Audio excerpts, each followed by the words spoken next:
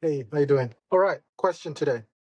Can the debit card or credit card work in a tunnel or in the sky, on an aeroplane, or where there's no network? Do I need network for my phone or wallet payments or anything to work? That's a good question, but I think it's always important to understand what payments are, okay? The types of payments we can possibly have and how they work in general, okay?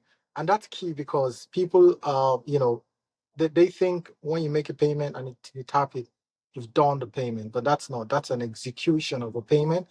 And between the execution and actually when it settles, it could take between 3 to 30 days for that to happen. But banks trust each other. Banks know each other, right? Fintechs, everybody, we all know each other.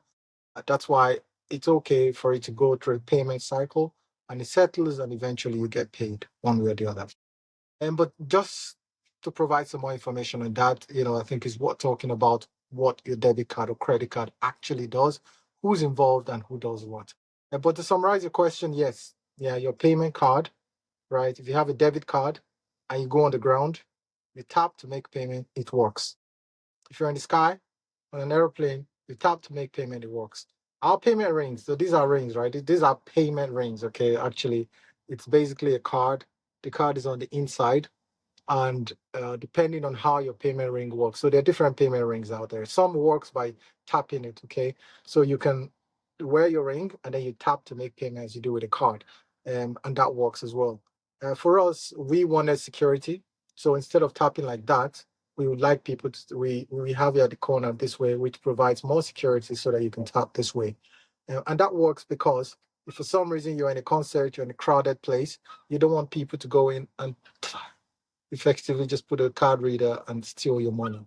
What you want is something like this, and good luck if they try that. That would be you actually making a payment.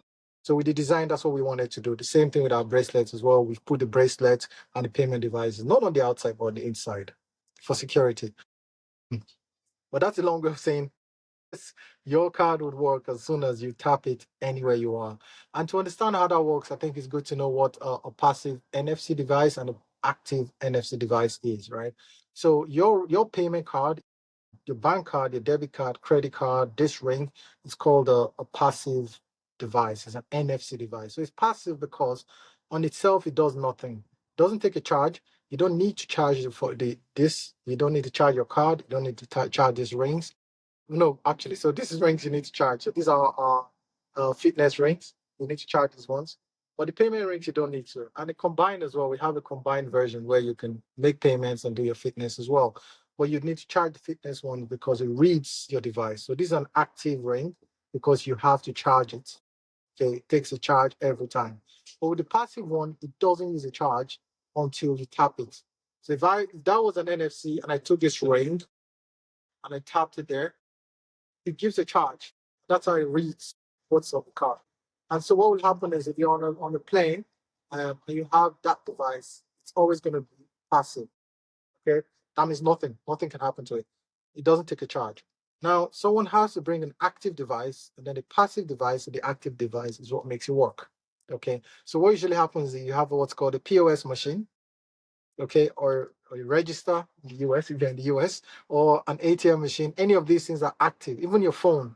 Your phone, you're watching this, if you're watching this from a phone, some phones are now, most phones, new phones usually have an active NFC in there.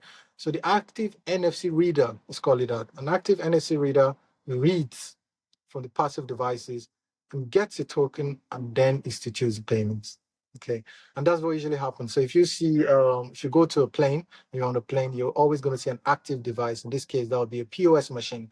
So the POS machine will be on a plane, would have the internet, will be charged, fully charged, and then becomes active.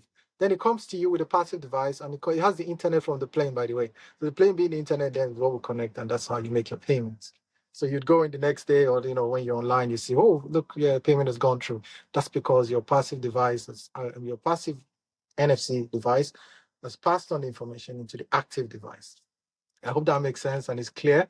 If you want me to simplify, just put a comment. I'll always simplify that a bit further. Now, here's the point. So, even better, right, is when you tap your ring against the active device, what gets passed through. So what gets passed through is called a token, a tokenized form of your card.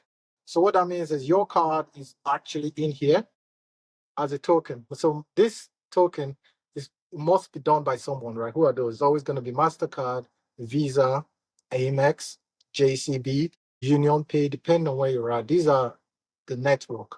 So the networks are actually people who tokenize these things.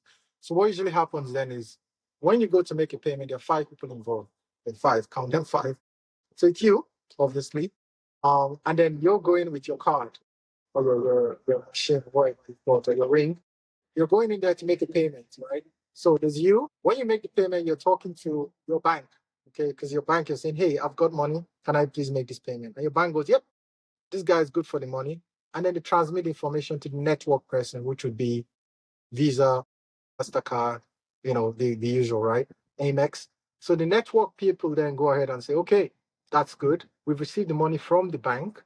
And then they pass the information on to the merchant's bank. In this case, if you're Starbucks Bank would get information, say, oh, yep, this guy has enough, $5 to make this payment for this coffee.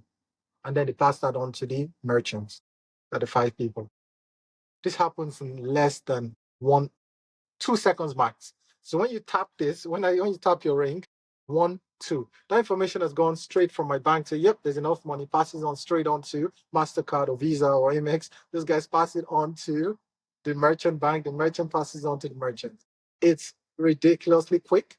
And I think it's one of the best innovations ever. Okay. Blockchain is still trying to catch on with this, right? And that's where you see why it's so hard for blockchain to pick up, because they have to replicate that whole correspondence. That trust between me and the merchant is coordinated from the banks. The banks then don't trust each other. They have to coordinate it through MasterCard or the network. So those are 5 people coming together to get a transaction of coffee. Okay, and that's why they charge sometimes. So they charge what's called the interchange fee. The interchange fee is actually what's shared then between the bank, my bank, the coffee machine's bank, Mastercard bank, and it could be up to sometimes in the US I think they charge up to 3% if you're using a credit card. Debit card goes to 1%. In Europe we take it down to 0.4%. So it depends on how much the regulators allow. Okay, and that whole correspondence is what's called the interchange fee. I hope that's clear. That explains why your card or debit card will walk on the sky, in the air, in the underground. Okay, it's simple information, but it's very, I don't know, not complex, but it's straightforward, but it's a bit complex in terms of the routing, in terms of where it goes, and it gets even more complex if for some reason you're in the US, and then you have a debit card that is hosted in Canada, right? So between US and Canada, there are different networks that you need to go through, but in truth is about the same. 5 people, you, your bank, the network, the middle, the merchant's bank, and the merchant. Those 5 come together to orchestrate your payment and get it done within 2 seconds. Okay. So thank you very much. And if you have any questions, do let us know. I said, listen, guys, join the community.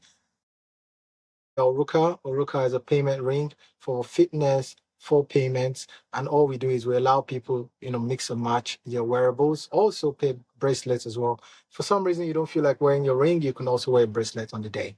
So thank you guys, and catch you in the next one.